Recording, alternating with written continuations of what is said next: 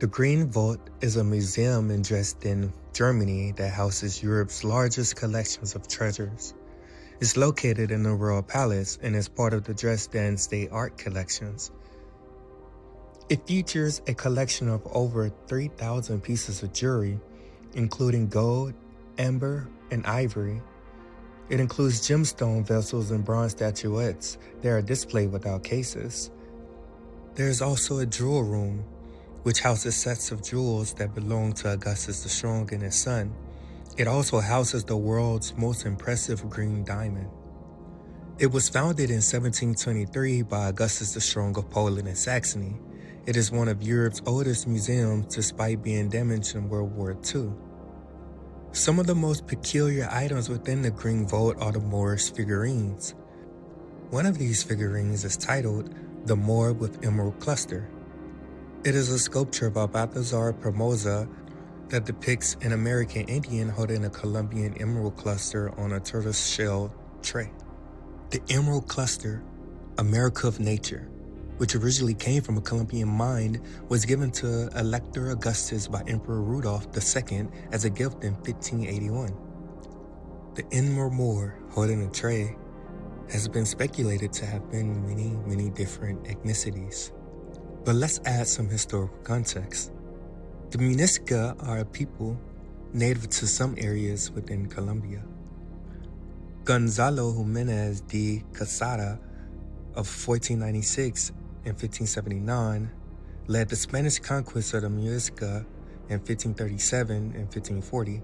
He wrote about their wealth, particularly their gold and emerald treasures.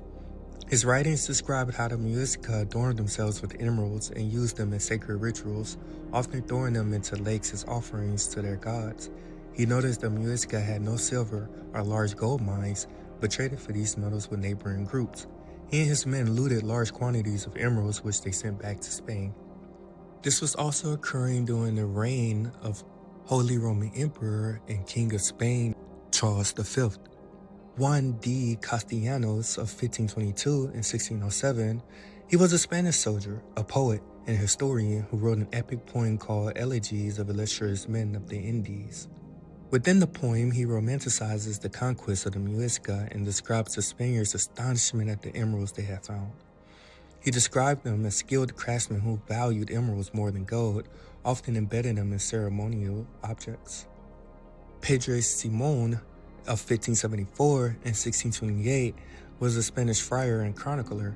Simon wrote new histories of the conquest of the mainland in the West Indies.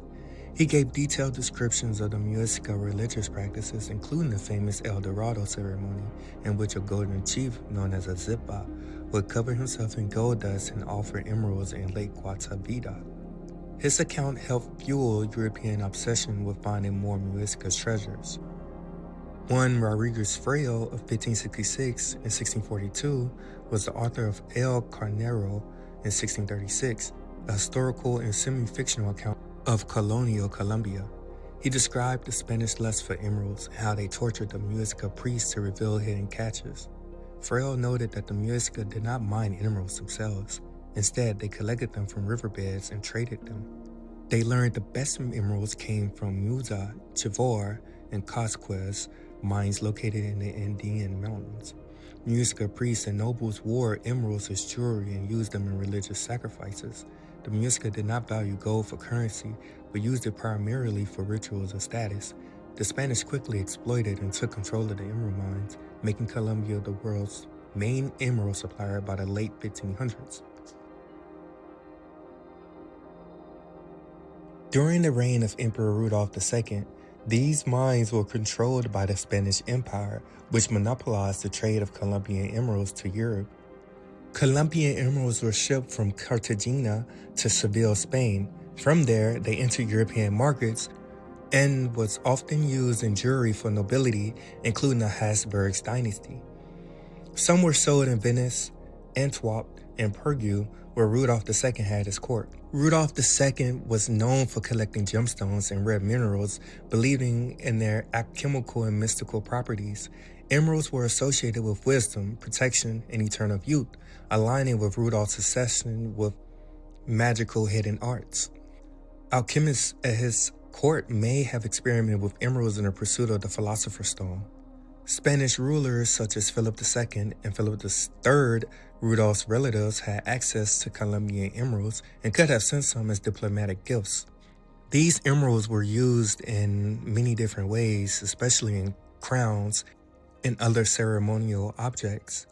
They were very much in high demand. Alchemists and astrologers believed emeralds had divine properties, which would have fascinated Rudolph II. This fascination can also explain the reason why Rudolph gifted these to the Elector Augustus, because the Elector had a lifelong battle with melancholy and depression. He struggled with emotional instability and depressive episodes. In fact, contemporary sources mention his deep sadness in old age, especially after personal losses. His obsession with order and control in his later years may have been a coping mechanism for his declining mental state. Some historians even speculate that his mental health may have impacted his decision-making near the end of his reign. Although he suffered from depression and personal grief, he remained Elector of Saxony until his natural death. His rule was largely stable and successful, ensuring that he was never disposed or stripped of his titles. The green vault's Moor with emerald cluster was inspired by engravings from Theodore de Bray, a Flemish artist who created some of the most famous 16th century depictions of Native Americans.